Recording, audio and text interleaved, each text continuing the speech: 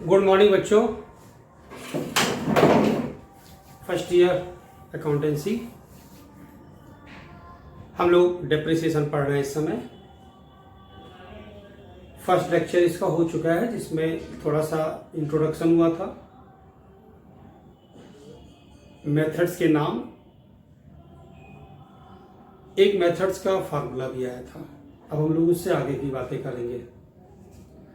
Depreciation का मतलब ही होता है कि जो भी एसेट्स आप यूज करते हो उसके यूज करने से उसकी वैल्यू में जो कमी होती है, जो डिक्रीज होती है, उसे डेप्रिसिएशन कहते हैं। यानी कि अगर आपने 10 लाख की मोटर कार खरीदी और आफ्टर 1 ईयर उसकी वैल्यू 8 लाख हो गई, तो जो 2 लाख की डिक्रीजिंग हुई है वो 2 लाख डेप्रिसिएशन है। डेप्रिसिएशन एक नॉमिनल अकाउंट है और एक बिजनेस लॉस होता है, नुकसान होता है।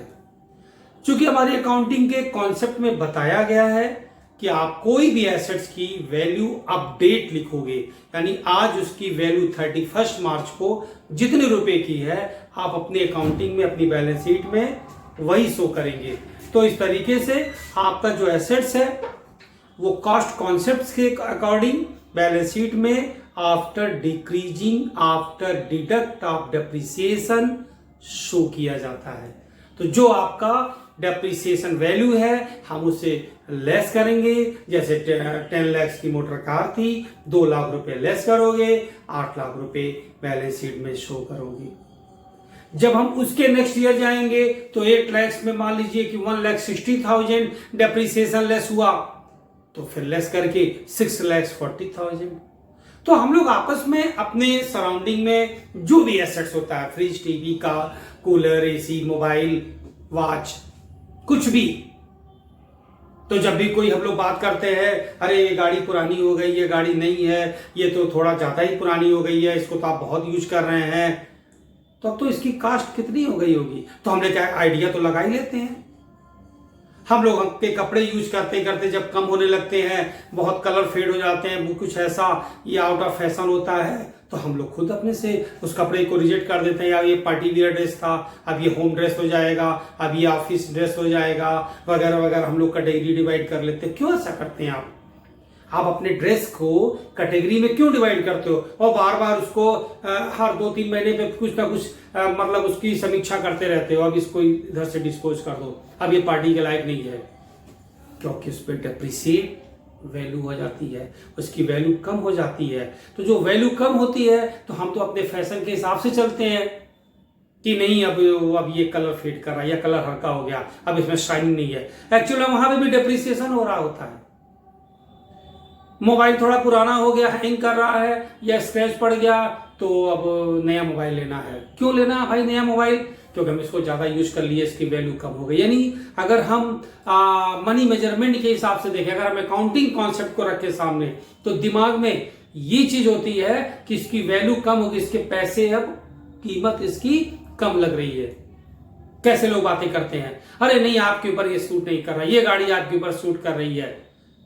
यानी आपकी पर्सनालिटी को जिस थिंग से, जिस आर्टिकल से मैंने ऐड किया है, यहां पर मैंने आपकी जो वैल्यू का असेसमेंट किया, तो जब मनी मेजरमेंट की बात आती है तो बिल्कुल सटीक टैली करता है। और कुछ दिन के बाद ये होता है इस सामान को डिस्पोज कर दो आप। क्यों? क्योंकि वो डेप्रिसिएशन उस पर लग चुका है। इंटरनली यही होता है और अकाउंटिंग में तो प्रूफ करना पड़ता है। तो अकाउंटिंग में डेप्रिसिएशन लेस करने के बाद हम दिखा देते हैं। तो दुनिया का कोई भी सामान जो तुम यूज करते हो उसकी वैल्यू अगर डिक्रीज हो रही है तो नो डाउट वही डेप्रिसिएशन है। इस बात को आज से माइंड करोगे, अपने डेप्रिसिएशन चैप्टर को अपने डेली या कभी कभी जैसे भी घर के जो सराउंडिंग में तुम्हारे जो भी लग्जरियस आइटम है, जो भी आइटम हो यूज करते हो, उस पर अप्लाई करोगे तो तुम यही बोलोगे कि डेप्रिसिएशन लग रहा है इस पे। डेप्रिसिएशन चार्ज करने के 10 मेथड हैं और मैंने लास्ट वीडियो में आपको बुक्स में दिखाया 8 मेथड्स के नाम लिखे थे, लेकिन आपको 2 मेथड पढ़ना है। पहले मेथड की बात हुई थी फिक्स मेथड और दूसरे मेथड का नाम डिमिनिशिंग बैलेंस मेथड है, जो हम लोग आगे डिस्कस करेंगे, क्योंकि अभी हम लोग फिक्स मेथड सॉल्व करेंगे, फिक्स मेथड के क्वेश्चन देखेंगे। डेप्रिसिएशन चैप्टर में आपको केवल एसेट्स अकाउंट बनाना है, यानी लेजर का मतलब अकाउंट होता है, तो केवल आपको एसेट्स अकाउंट बनाना है। एसेट्स अकाउंट जैसे कि furniture account, machine account, plant account, इस टाइप का। उस लेजर में पोस्टिंग कैसे होगी, मैं क्वेश्चन ले रहा हूं, मैं धीरे धीरे आपको बता रहा हूं, थोड़ा टाइम लगेगा। इसके पहले आप पिछले वीडियो में मैंने आपको 2 फार्मूला बताया था कि अगर आपके क्वेश्चन में रेजिडुअल वैल्यू दी गई है यानी स्क्रैप वैल्यू दी गई है तो डेप्रिसिएशन चार्ज करने का अमाउंट कैसे निकालोगे, और अगर रेट ऑफ डेप्रिसिएशन दिया गया है जैसे कि 10%, 15%, तो कैसे चार्ज करोगे। तो अगर हम पहले मेथड की बात करें तो स्क्रैप वैल्यू का मतलब यही होता है कि हर एक एसेट्स की एक लाइफ टाइम एज्यूम की जाती है, 5 साल, 10 साल, 15 साल, और उस साल के बाद उस एसेट्स को हम यूज नहीं करते क्योंकि यूज के लायक रह नहीं जाता है और वो कबाड़ हो जाता है, स्क्रैप हो जाता है। तो उसके कबाड़ की या स्क्रैप की वैल्यू क्या हो सकती है, इसको बेस मानते हुए हम डेप्रिसिएशन कितना चार्ज करना है ये अमाउंट हम निकाल लेते हैं। और अगर परसेंटेज दिया गया है तो अभी आप क्वेश्चन में देखेंगे। कभी मैं आपको जो क्वेश्चन ले रहा हूं हम उस क्वेश्चन को दिखा रहे हैं। उससे पहले फिक्स मेथड का नाम ओरिजिनल कास्ट मेथड भी होता है, स्ट्रेट लाइन मेथड भी होता है, और फिक्स इंस्टॉलमेंट मेथड तो होता ही है। ये मैंने आपको उस समय बताया। हम आपकी इसकी थ्योरी की पीडीएफ भेजेंगे, उसको आप बिल्कुल थ्योरी कॉपी पे टाइम टू टाइम नोट करेंगे। आइए देखिए ध्यान से। On 1 April 2015, a limited company purchased machine 1,90,000 and spent 10,000 on its installation. At the date of purchase, it was estimated that the scrap value of machine would 50,000 at the end of 6 years. Give machine account and depreciation account in the books of company for 4 years after providing depreciation by fixed installment method. The books are closed 31st March every year. तो एक चीज आप पहले ये जानेंगे कि जब भी तुम डेप्रिसिएशन का न्यूमेरिकल सॉल्व करोगे तो ये देखोगे कि कौन सा मेथड लिखा है, फिक्स मेथड है या डिमिनिशिंग, ईयर कौन सा है, यानी कैलेंडर ईयर है यानी 1 जनवरी से 31 दिसंबर, या फाइनेंशियल ईयर है यानी 1 अप्रैल टू 31 मार्च, और रेट ऑफ डेप्रिसिएशन देखोगे कितने परसेंट है। यहाँ पे रेजिडुअल वैल्यू वाला फार्मूला लगा है तो उसके हिसाब से ये 3 बातों को जब फोकस करोगे तो कोई भी डेप्रिसिएशन का न्यूमेरिकल आपके लिए प्रॉब्लम क्रिएट नहीं करेगा। एक बात और समझ लीजिए, आमतौर पे होता क्या है जब हम थ्योरी डिस्कस कर रहे होते हैं तो थ्योरी में कभी कभी पहले जब स्टार्टिंग को थ्योरी सुनते हो तो थोड़ी सी प्रॉब्लम आती है, लेकिन जब न्यूमेरिकल से स्टार्ट होते हैं तब वो थ्योरी का जो कॉन्सेप्ट सुने होते हो क्लियर हो जाता है। तो भी आप जब न्यूमेरिकल्स देखोगे, सॉल्व करोगे, समझोगे तो थ्योरी का जो कॉन्सेप्ट है और भी क्लियर होगा, और आप रीड तो किए ही होंगे जैसा कि मैंने लास्ट वीडियो में आपसे कहा भी था। तो आइए हम लोग मशीन अकाउंट बनाते हैं और ध्यान से देखिए। सबसे पहले हम आपको डेप्रिसिएशन अमाउंट निकाल के दिखा दें। तो डेप्रिसिएशन बराबर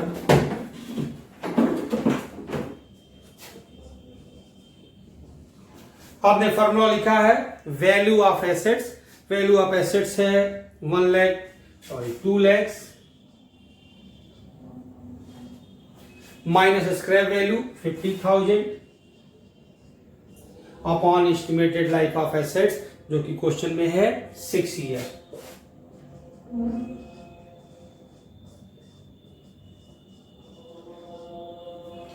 यानी फिक्स मेथड है, यानी डेप्रिसिएशन का अमाउंट हर साल फिक्स है 25,000 रुपए। आइए देखिए ध्यान से, मशीनरी अकाउंट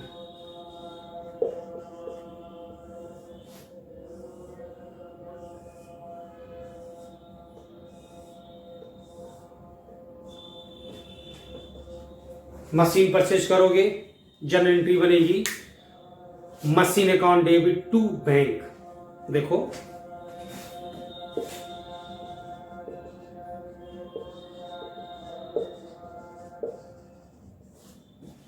तो ये लेजर है, मशीन अकाउंट में क्या एंट्री हो जाएगी टू बैंक। 1,90,000 की मशीन है और किसी भी एसेट्स पे होने वाले एक्सपेंस को कैपिटल एक्सपेंडिचर कहते हैं, तो उसको ऐड कर लेंगे।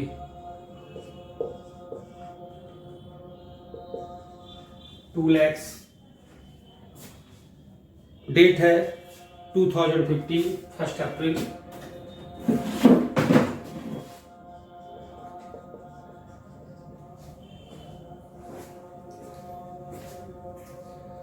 डेप्रिसिएशन चार्ज करने की वैल्यू होती है, एंट्री होती है depreciation account debit to machinery.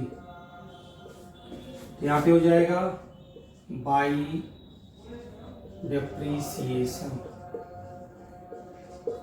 25,000।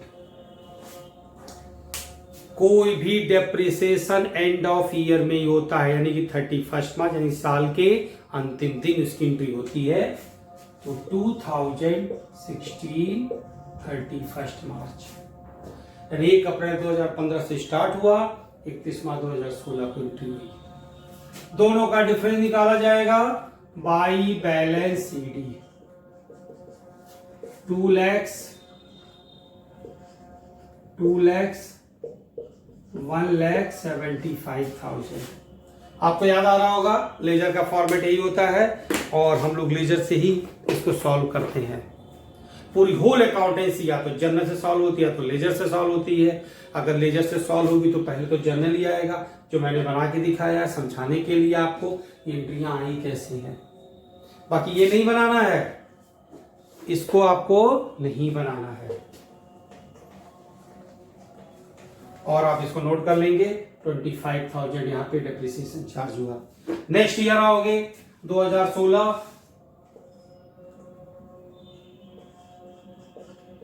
First April to balance BD 1,75,000 और फिर डेप्रिसिएशन एंड ऑफ ईयर। साल का पहला दिन अगर 1 अप्रैल 2016 है तो जब अंतिम आएगा तो क्या 31 मार्च, तो जाहिर सी बात है ईयर तो चेंज हो जाएगा ना। आज है सपोज करो 1 अक्टूबर 2020, तो 1 साल के बाद क्या आएगा 30 सितंबर 2021, तो 1 साल हुआ। तो ईयर चेंज होता है हमारे 12 मंथ्स जब हम आगे एक्सीड करते हैं। तो आप ये मत सोच लीजिएगा कि अगर आज 31 दिसंबर 2020 है और कल 1 जनवरी 2021 हो जाएगा तो क्या 1 साल हो जाएगा क्या? अरे 1 ही दिन तो होगा। तो 12 महीने 365 दिन। आप 365 दिन आगे बढ़ते हो तो अगर उसमें ईयर चेंज होता है तो होता है। आपके घर में कैलेंडर है तो 1 जनवरी से लगाते हो और 31 दिसंबर को हटा देते हो तो उसका ईयर तो सेम चलता है। जैसे घर के कैलेंडर लगाए होगे तो 1 जनवरी 2020 और 31 दिसंबर 2020, तो यहाँ पे तो 2020 का 20 ही रह गया क्योंकि वो जनवरी से दिसंबर है। लेकिन जैसे ही आगे बढ़ जाओ, अगर क्रॉस कर जाओ 2021 आ जाए तो आपके इससे कोई फर्क नहीं होता। इसको कभी ध्यान नहीं देना। आप ये देखिएगा कि 1 साल के बाद कौन सी डेट आ रही है, कौन सा ईयर आ रहा है, तो 1 साल का होता है। By depreciation 25,000 by balance CD 175/25, difference हो जाएगा 175 2070 1 April to balance BD 2018 by depreciation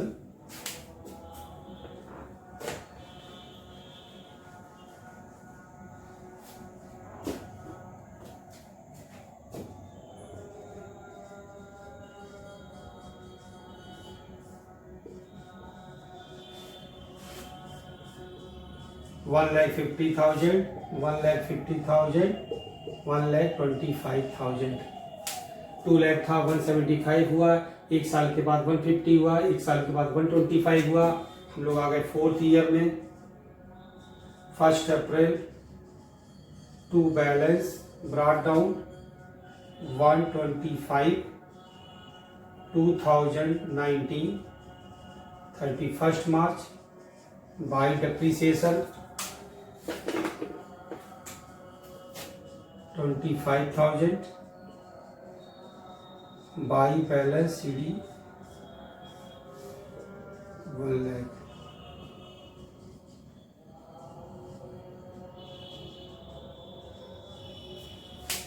एक दो तीन चार 4 ईयर अकाउंट कहा गया था, ये 4 ईयर का अकाउंट हो गया। यही बार बार एंट्री होती है। आइए नेक्स्ट क्वेश्चन देखते हैं।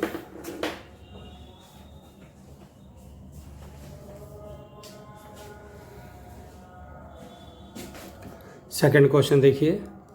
On 1 April 2015 a company bought plant and machinery costing 68,000. It is estimated that its working life 10 year, at the end of which it fetch 8,000. ये स्क्रैप वैल्यू है। Admission are made on 1 April 2016 to the value 40,000, residual value 4,000। इन्होंने 1 April 2016 को एक machine और ख़रीद लिया, उसका scrap value 4,000 रुपये है। और फिर more addition on made on 1 October 2017 to the value 9,800, breakup value 800, working life of both additional plant 20 years. Show the plant and machinery account for first 4 year, depreciation return according to straight line method, books close 31 March every year. बच्चों इस question में क्या खास बात है? इस question में खास बात यह है कि इन्होंने एक मशीन खरीदी, फिर एक मशीन खरीदी और फिर अगले साल और मशीन खरीदी। दूसरी बात यह है कि scrap value, breakup value, residual value सबका मतलब एक होता है। यानी अगर आपकी स्कूटी की लाइफ 10 साल है तो 10 साल के बाद आपकी स्कूटी चलने के लायक नहीं रहेगी, ऐसा उस कंपनी ने सर्टिफाई किया है। तो उसके बाद वो स्कूटी जब स्क्रैप हो जाएगी तो उसकी जो भी वैल्यू होगी उसको स्क्रैप भी बोलोगे, या उसको ब्रेकअप वैल्यू बोलोगे, या रिजिडेबल वैल्यू बोलोगे, सबका मतलब एक है। जैसे तुम्हारे कूलर का स्टैंड 4 चक्के लगे हुए थे, धीरे धीरे एक चक्का टूट गया, एक पहिया टूट गया, दूसरा व्हील टूट गया, तीसरा भी टूट गया, चौथा भी टूट गया। फिर जो कूलर में पानी भरे तो स्टैंड कमजोर हो गया, एक दिन वो भी टूट गया। तो जो सारे जो उसके लोहे के स्टैंड थे वो बिल्कुल स्क्रैप जैसे हो गए। तो स्क्रैप कह सकते हो, ब्रेकअप कह सकते हो, रिजिडल कह सकते हो।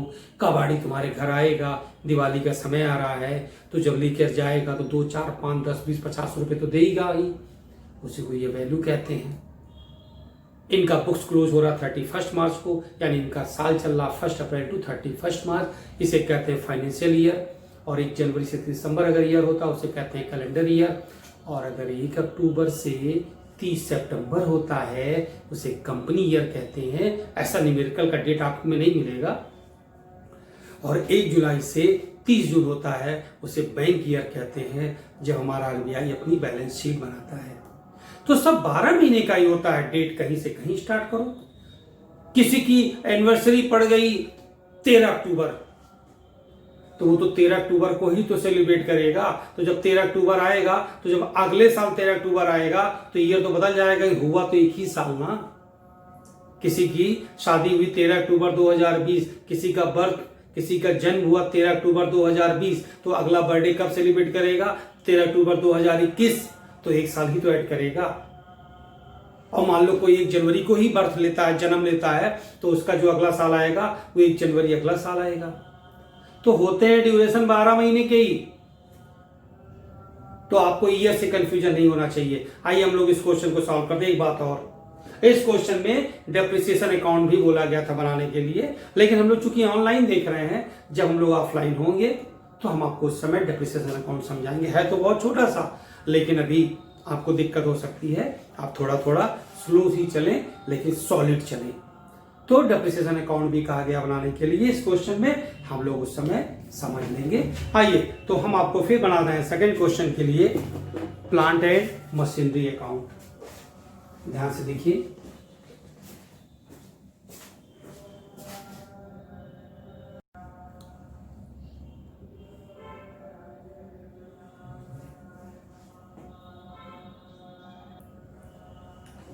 बच्चों ये देख लो, इस क्वेश्चन में 3 मशीनें हैं। पहली मशीन 68,000 की है, उसकी scrap value 8,000, estimated life 10 year, तो डेप्रिसिएशन हुआ है 1 साल का 6,000। दूसरी मशीन 40,000 की, स्क्रैप वैल्यू 4,000 रुपये और उसकी एस्टिमेटेड लाइफ है 20 साल, तो उसकी डिप्रिसिएशन हुआ 1800। और तीसरी मशीन 9,800, 800 स्क्रैप वैल्यू, 20 साल उसकी एस्टिमेटेड लाइफ मानी गई है, तो डिप्रिसिएशन हो गया 450। आइए हम क्वेश्चन सॉल्व करते हैं। 1 अप्रैल 2015 टू बैंक 68,000, 2016 31 मार्च, एक साल के बाद डेप्रिसिएशन चार्ज करोगे और डेप्रिसिएशन की वैल्यू निकाल दी गई है, तो आप उसको देख सकते हैं। 6,000 और फिर उसकी बैलेंस सीडी आ जाएगी, बाई बैलेंस सीडी 60,000, 54,000 और टू बैलेंस बीडी 2016, 1 अप्रैल 2017, 31 मार्च 6,000। ये आपकी पहली वाली मशीन है और एक मशीन उन्होंने और ली है 1 अप्रैल 2016 को 40,000 रुपये की, तो टू बैंक 40,000। ये आपकी फर्स्ट मशीन थी, ये वाली, और ये सेकेंड वाली मशीन है, तो डेप्रिसिएशन ऐसे लिख लो, और सेकेंड का depreciation 1800, 7,800 by balance CD. First machine 68,000 की थी, उसका डेप्रिसिएशन 6,000, तो दूसरे साल भी 6,000 होगा फर्स्ट मशीन का। और एक दूसरी मशीन ली गई है 1 अप्रैल को 40,000, ये वाली मशीन, उसका डेप्रिसिएशन 1800, तो यहाँ पे 1800 लग गया बैलेंस सीडी।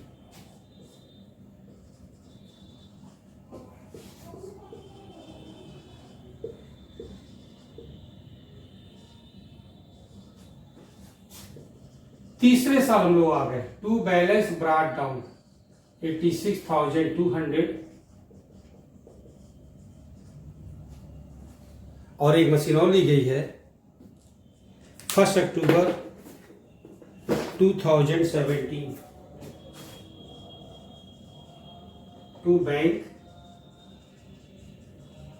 ये थर्ड मशीन है, तो यहां पे 2018 31 मार्च बाय डेप्रिसिएशन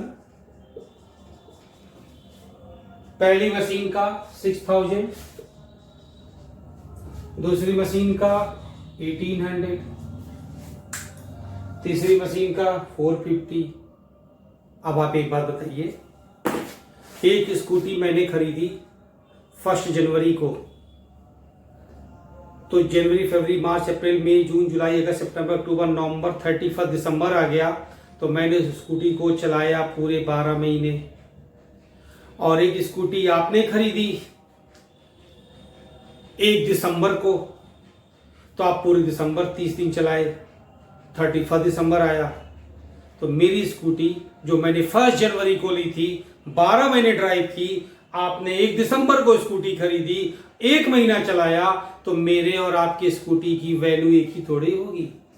अरे आपकी स्कूटी भी चमक रही होगी, नई जैसी लग रही होगी, मेरी स्कूटी पुरानी हो गई होगी। मेरी स्कूटी पे 12 महीने का डेप्रिसिएशन लगेगा, आपकी स्कूटी पे 1 महीने का। लेकिन जब अगले साल 31 दिसंबर के बाद जनवरी से दिसंबर तुम यूज करोगे, तो तुम भी 12 महीने यूज किए और मैं भी अगले साल 12 महीने यूज किया, तो डेप्रिसिएशन हम दोनों का एक जैसा होगा। तो ये जो मशीन है थर्ड वाली, इसको उन्होंने कब बाई किया है? 1 अक्टूबर को 9,800। तो 9,800 को 1 अक्टूबर को लिया, तो जब 31 मार्च आएगा, तो अक्टूबर, नवंबर, दिसंबर, जनवरी, फरवरी, मार्च कितने महीने हुए? 6 मंथ हुए। तो ये 450 या 1800 या 6000 12 महीने के निकलते हैं, लेकिन यहाँ पे 6 मंथ के लगेंगे। तो 450 का आधा कितना हो जाएगा? 225।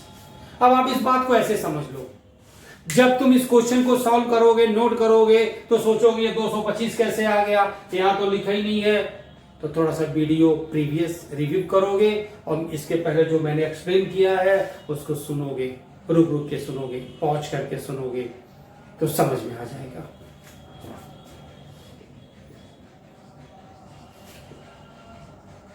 By balance carried down.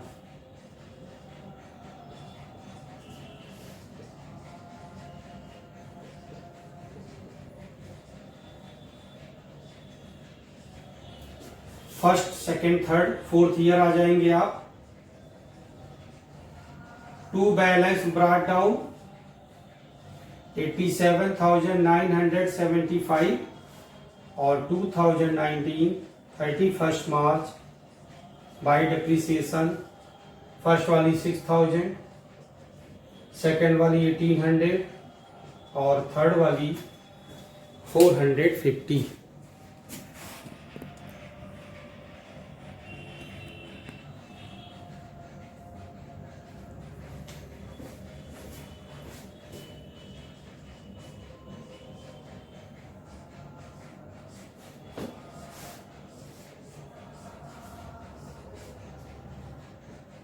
By balance CD.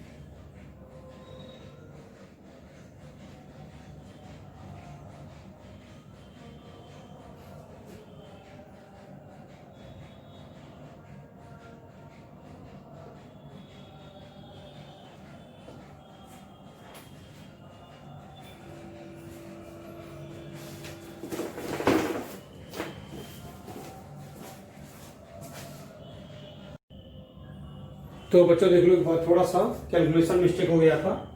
68,000, 6,000 less होगा 62,000, 40,000 की मशीन और बाई की गई, 1,02,000, ये डिफरेंस आया 94,200, 94,200, 9800 की मशीन और बाई की गई, टोटल हो गया 1,04,000 और ये डिप्रिसिएशन हो गया लेस, और next fourth year depreciation less balance CD.